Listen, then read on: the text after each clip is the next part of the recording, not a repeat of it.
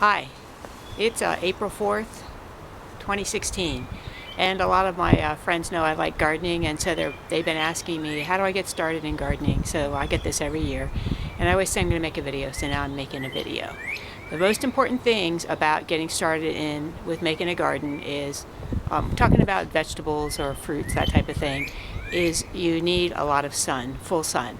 So what does full sun mean? If you have a house and some trees, you're never going to have a full day sun like you're out in the field. But you want to get the most afternoon sun that you can get. If you can't do that, hey, try whatever you can get. But you want to get full sun for the types of plants that are going to fruit, like tomatoes. Not necessarily a fruit, but that they have a fruit, as opposed to like herbs where you're harvesting the leaves. If you're just harvesting the leaves, you can get away with a little less sun, lettuce, that type of thing, and other herbs. So you want to get as much sun as possible. And two, the soil is crucial. If you think you're just going to stick your shovel into the clay, dig a little hole and put the plant in there, it's not really going to be very happy, because they want good soil. You need to improve it, so you can either dig out some of your clay where you put your plant in and then fill it in with compost, and different stores sell they sell that garden soil, that type of thing. You can compost. You can buy a truckload of compost if you want. Your plants in your yard will love it, whether they're vegetable plants or whether they're bushes or flower beds. They all like to be enriched with compost. For years I've been gardening, and every year I try to enrich my soil. When you use compost, you're going to get earthworms. Well, they poop in the soil, so that's called casting, earthworm castings. So that enriches the soil. So the two important things when you start your gardening are location in the sun and the soil. And of course, you're going to need to give it water when you don't have enough rain. So that's also crucial. And now people say, so what should I plant? Well, plant things that you like, but I will tell you that the things that you have the greatest success with are tomatoes, because they're easy, you get a lot of them, cucumbers, peppers, squash, and cucumbers, I already said that. So just keep in mind with tomatoes, it can be very frustrating when you grow tomatoes to have a bird or a squirrel come along and take a bite out of every one of your lusciously big tomatoes. So I suggest that grow at least one plant that has small tomatoes on it, such as Juliet. You can find the Juliet seed packets. I doubt that you can find Juliet tomato plants, but there's other tomato plants. The little grape tomatoes are very good. I find that the cherry tomatoes, the small round ones, are likely to crack with a lot of rain.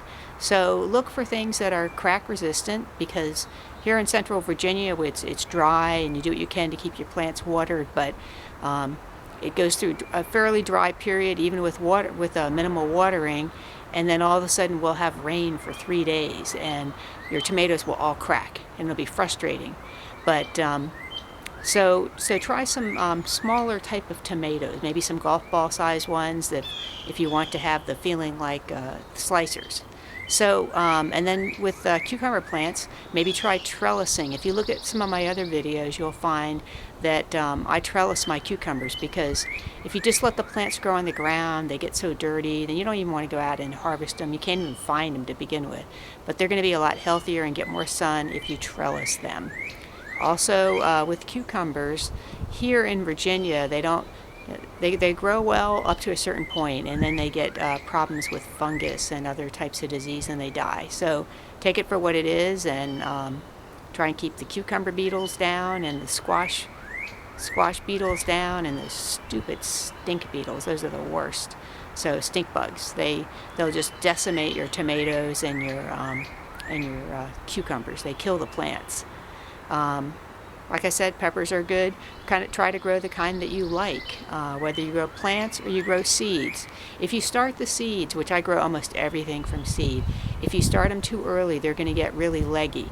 So you might have watched my other video on starting tomato seeds, and I also started some pepper seeds too, that you're going to want to to get rid of some of the legginess, the long stem, you'll bury it deep in. And I think I have some other videos about that too. Sometimes I make videos and then I never actually post them because I don't put them together into one big video.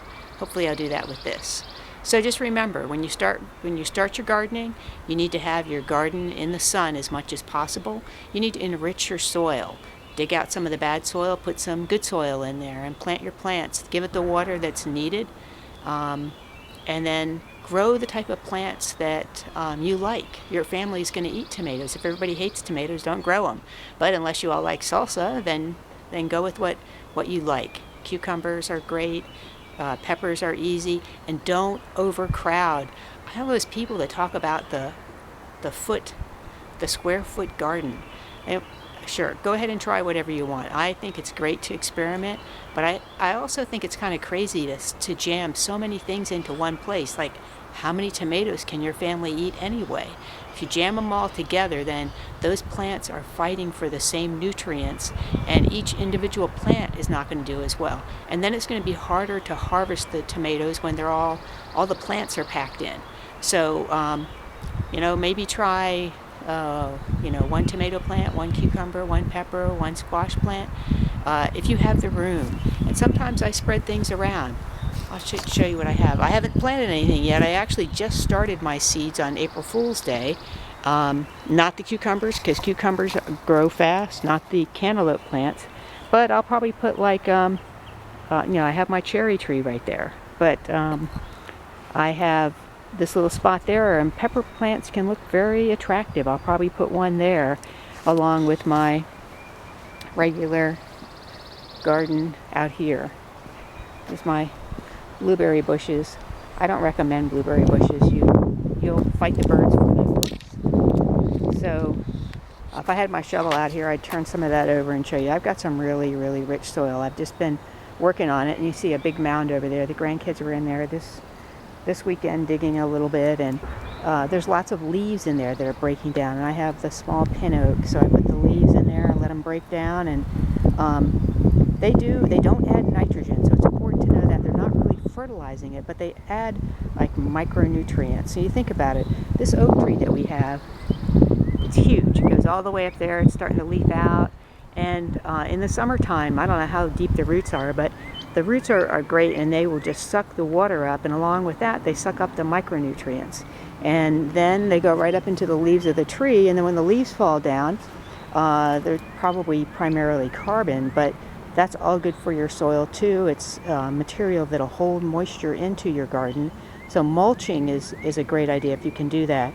But it adds nutrients into your soil. You'll need to find a source of nitrogen probably to help your plants out. But if you over fertilize, that can have just as bad effect, or worse even, than not fertilizing at all. So if you use some of that garden soil, it probably already, the garden soil in a bag, it probably already comes with some fertilizer in it, some of that slow release type of fertilizer. So anyway, just some thoughts on gardening. Look for a nice sunny spot. It's early in the year, so we don't have as much sun out, but and it's also early in the day, so it's very shady out right now. I'm going to take some pictures, but look for a sunny spot for your garden. Look for, get some good soil. Make sure you have a system to water. Check your plants every day. Pick off insects, and then what I do, I pick the insects off. Some more strawberries. I pick them off and I put them in soapy water. So have something like this, a little yogurt cup with some water, soapy water, and put the insects in there, and then they'll die. Now right now what I'm doing is collecting asparagus beetles, because my asparagus are coming out now. But later on, you can't just let stink bugs stay out there. They'll lay eggs, and your garden will be overrun with stink bugs or squash bugs, those really aggravating bugs.